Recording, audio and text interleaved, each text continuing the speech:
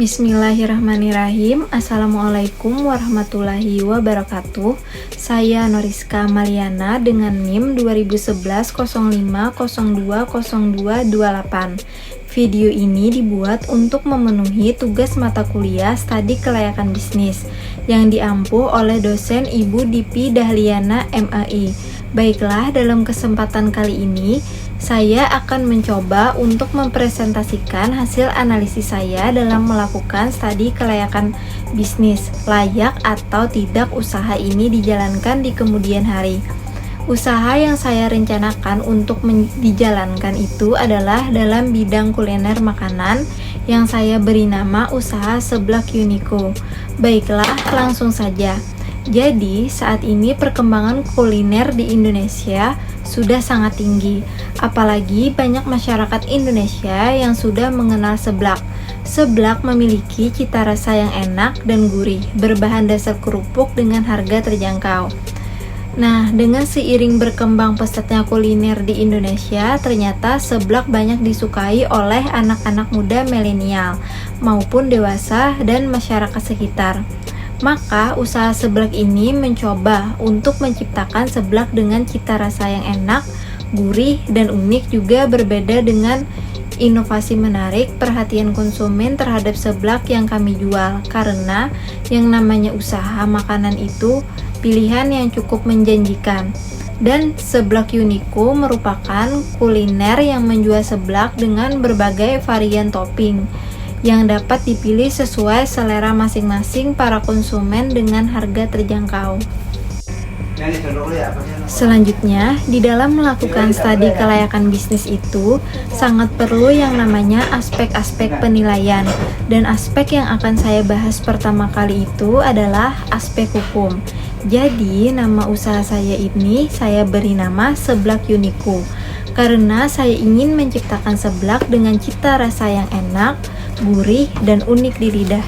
Nah, Unico dalam bahasa Inggris yang artinya unik, yang mana unik ini berbeda dari yang lain, sehingga saya beri nama usaha saya ini Seblak Unico. Nah, untuk badan hukum usaha ini, karena usaha saya ini berskala kecil, jadi saya tidak memerlukan aspek hukum di dalamnya. Yang kedua, ada aspek manajemen. Nah, dalam aspek manajemen perencanaan, saya menyusun visi. Visinya menjadikan seblak khas Bandung yang gurih dan pedas ini sebagai makanan yang benar-benar disukai semua kalangan, dengan cara mengutamakan kualitas seblak dengan harga yang terjangkau. Misinya membuat seblak berbagai macam varian topping, membuat etalase yang mampu menarik pembeli, memberikan pelayanan terbaik bagi para pembeli atau konsumen. Selanjutnya, manajemen pengorganisasian. Penentuan akan bentuk organisasi yang mudah dimengerti sesuai proses yang ada. Manajemen pengarahan, jadi fungsi pengarahan yang harus terpenuhi serta sikap dan perilaku pemimpin yang hendaknya memenuhi kriteria agar dapat mengarahkan bawahannya. Oleh karena itu, agar dapat mengarahkan pemilik Seblak Unico berusaha untuk menggunakan kekuasaan secara positif, terutama dalam mengambil keputusan. Selanjutnya, manajemen pengendalian. Nah, untuk memastikan semua proses berjalan dengan baik, diperlukan proses audit dan kontrol yang baik, serta adanya standar operating procedure yang baku dalam pelaksanaan dan pencatatan penjualan dan pembelian. Yang ketiga, aspek pasar dan pemasaran. Jadi, saya memasarkan produk saya kepada anak-anak milenial, pelajar, mahasiswa, maupun masyarakat sekitar. Saya memasarkan produk saya melalui medsos, seperti Instagram dan WhatsApp. Nah, segmentasi usaha ini adalah semua kalangan, baik dari kalangan menengah ke atas maupun menengah ke bawah. Dengan menciptakan seblak sebagai produk seblak yang mengedepankan image dan cita rasa dengan harga terjangkau, tersimpan di dalam benak konsumen, memiliki keunggulan serta keunikan tersendiri. Selanjutnya, perkembangan kuliner seblak yang identik unik telah menjadi tren bagi para konsumen. Permintaannya ini mulai meningkat dengan dukungan media sosial yang membuat para konsumen penasaran akan cita rasa seblak ini. Usaha seblak menjadi peluang usaha yang besar dalam bisnis, maka diperlukan adanya produk yang memberikan nilai lebih. Oleh karena itu, bagi pelaku usaha diperlukan melakukan penawaran yang inovatif untuk menarik pasar. Produk yang dijual adalah seblak dengan berbagai macam variasi topping tambahan sesuai selera. Nah, harga untuk seblak ini mulai dari Rp8.000 dan dengan tambahan topping masing-masing Rp2.000 per topping. Jadi, distribusi produk dilakukan secara langsung dan melalui medsos atau media online. Saya menyediakan sistem delivery order menggunakan jasa kurir dan COD atau bayar di tempat dengan tambahan ongkos sesuai dengan alamat konsumen. Yang keempat, aspek operasi. Lokasi yang saya tentukan memasarkan produk saya menentukan lokasi yang karena sangat strategis dan belum terdapat bisnis serupa. Letak usaha ini dekat dengan pasar atau konsumen, sekolah, dan jalanan cukup ramai sehingga hal ini merupakan potensi peluang pasar yang sangat besar untuk dimanfaatkan.